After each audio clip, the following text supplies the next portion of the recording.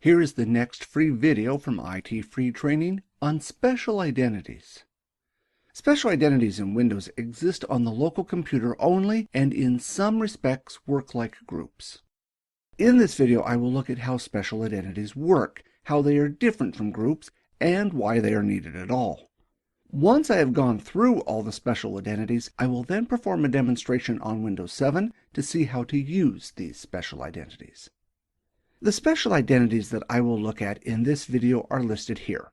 If you only want to jump to information on a particular special identity, select the link here or in the description of the video. Unlike groups, membership of a special identity is determined by authentication or by the type of connection. Special identities exist on the local computer only. You may have noticed some of these special identities when looking at permissions in Windows. As shown here, the Everyone special identity is set as one of the permissions on this folder. If you have copied files between different computers, the permissions for these files are also copied.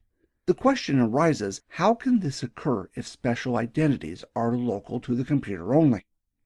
The way Windows allows permissions to be preserved when copying between different systems is that special identities always have the same SID.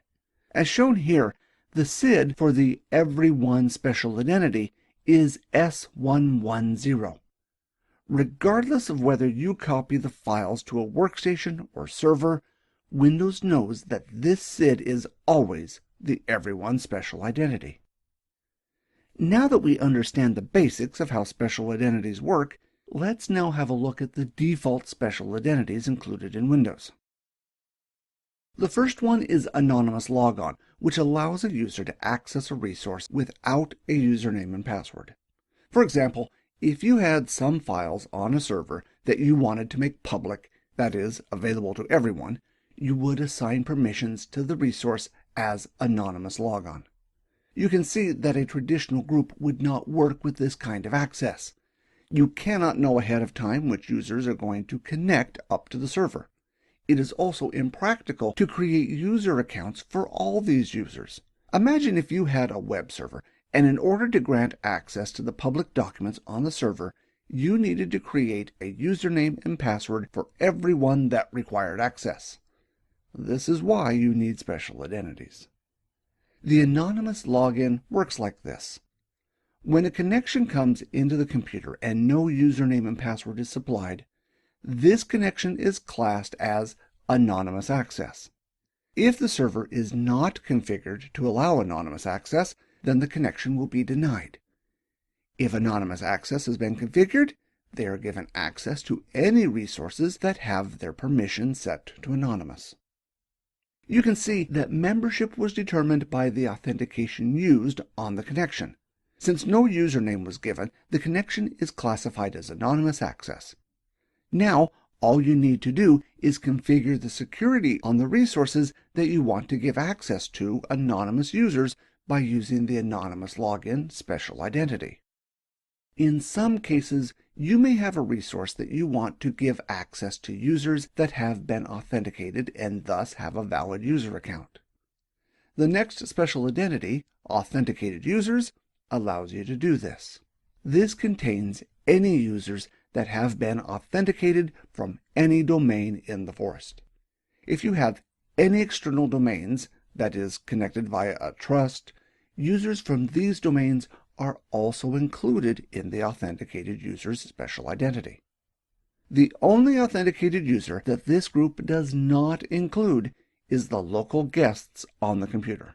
If you want to ensure that only users with a working user account have access to a resource, assign the resource the authenticated user's permission. The next special identity that I want to look at is Everyone. This includes everyone included in authenticated users, that is, all users from all trusted domains and the built-in guest account. If you want to give access to everyone in the organization or from trusted external domains inside the organization, you would use Everyone. If you are using a system before Windows Server 2003, that is Windows Server 2000 or Windows NT, Everyone also includes anonymous access. This is an important fact to remember if you have an old system. So far, the special identities that I have looked at have all worked off the way the user was authenticated.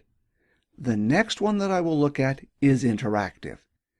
Interactive is when the user is physically in front of the computer and logged in using any user account that allows them to log into the computer. It does not matter which domain it came from or which rights it has. As long as the account has enough rights to log on to the computer, it will be classified as interactive. Interactive also includes connections that are established using remote desktop. Since remote desktop gives the user much the same desktop control as if they were in front of the computer, it makes sense to include connections made using remote desktop in the interactive group. The last of the special identities is network. If a connection is made over the network, for example, to access a network share or perform remote administration, the user is automatically added to the network special identity. You can see that by using special identities, this gives you a lot more control than you would have using groups alone. Groups allow you to organize users, but there is no way to use groups to divide users up based on how they were authenticated and how they are accessing the computer. I will now change to my Windows 7 computer to look at how to use special identities. In this demonstration, I will create a folder that can only be accessed if the user is logged into the computer, either locally or using remote desktop connection. If the files are attempted to be accessed over a network share, for example, permission to the files will be denied. First of all, I will open Windows Explorer from the Quick Launch bar. In the root directory of the C drive, I will create a folder called Data. To change the permissions of the folder, right-click it and select Properties. From the Properties of the folder, select the tab Security. In the Security tab, notice at the bottom that all the ticks for permissions are in gray. This basically means that these permissions are inherited from the folder above it. Before I can change the permissions for this folder, I need to switch inheritance off for the folder. To do this, press the button at the bottom called Advanced. This dialog will only show the current permissions. In order to change the permissions, press the button at the bottom, Change Permissions. Now I will need to untick the option at the bottom, Include Inheritable Permission from the object's parent. Once unticked, I will need to determine which permissions will be used, since the previously inherited permissions will no longer be inherited and thus will no longer be applied to the folder. In this case, I will select Add, so the previously used inheritance permissions will copy to the folder. If I now exit out of these screens and go back to the properties, notice now that the ticks are black rather than gray and thus are not inherited and can be edited. Notice at the top the permission Authenticated Users. This is one of the special identities. This will allow any user that accesses the computer locally or from remote to have access to the files. For this reason, I will remove this permission. The group Users also has access. The Users group will contain domain users and also local users on this computer.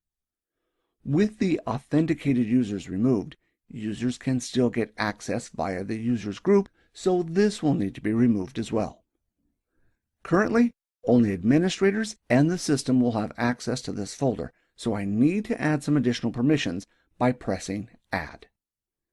I am only trying to prevent regular users accessing the files over the network. Administrators in the system can still have access.